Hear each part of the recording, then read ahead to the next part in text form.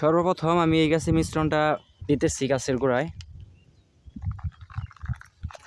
যে মিশ্রণটা তৈরি করলাম এই মিশ্রণটা এখন আমি প্রতিটি গাছের গোড়ায় গোড়ায় মানে প্রতিটি বস্তায় বস্তায় দিয়ে দিব। প্রথমে দিচ্ছি, প্রথমে এখানে আছে ইউরিয়া, টিএসপি আর হচ্ছে ডিএপি, তিনটা একত্রে সে হচ্ছে জিপসাম।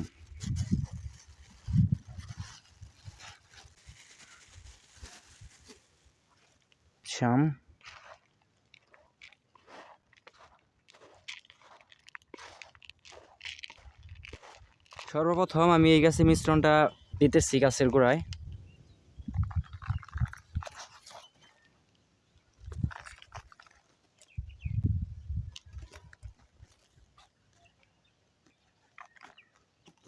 একটু আগে এটার মধ্যে পানি দিছি, এটার মধ্যে আবার কালকে ইনশাল্লাহ পানি দিব। এখন আস্তে আস্তে বাকি গাছগুলো যেটার মধ্যে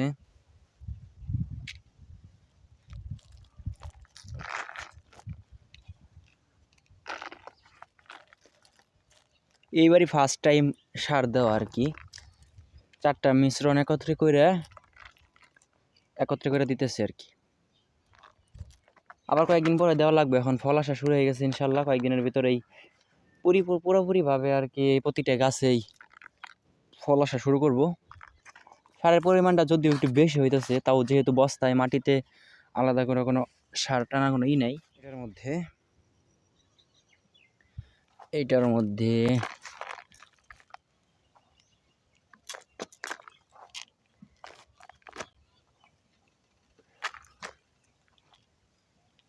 মিশ্রণটা আমি তৈরি করে রাখছি, এটা কয়েকদিন পর পর ইনশাল্লাহ দিব। এখানে পর্যাপ্ত পরিমাণ আছে, কয়েকদিন পর পর এটার মধ্যে আর কি মিশ্রণটা দিব ইনশাল্লাহ। আরেকটি বিষয়, যারা আর কি আমার এই চ্যানেল এবং পেজে নতুন, তারা অবশ্যই আমার এই পেজটা এবং চ্যানেলটা সাবস্ক্রাইব এবং ফলো দিয়ে রাখবেন ইনশাল্লাহ।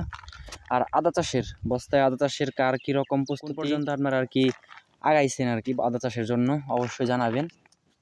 আর যদি পরামর্শ লাগে ইনশাল্লাহ আমি তো আছি, অবশ্যই খালি একটিবার স্মরণ করবেন ইনশাল্লাহ। যে কোনো পরামর্শ আর কি আমার সাধ্যে যদি থাকে অবশ্যই ইনশাল্লাহ আমি আপনাদেরকে বলে দেব ইনশাল্লাহ।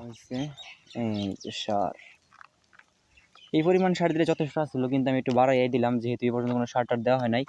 মাটিতে তেমন খাদ্য নাই, মাটিতে যা ছিল এতদিন খাইয়া এই পর্যন্ত আর কি বড় হয়েছে। এখন মাটিতে খাদ্য নাই বললে চলে, সেই কারণে এই মনে করেন যে একটু বেশি করে দিতেছি। তো সবাই ভালো থাকবেন, সুস্থ থাকবেন। আর ভিডিওটি ভালো লাগলে অবশ্যই একটি লাইক, কমেন্ট এবং বেশি বেশি শেয়ার করবেন। আসসালামু আলাইকুম।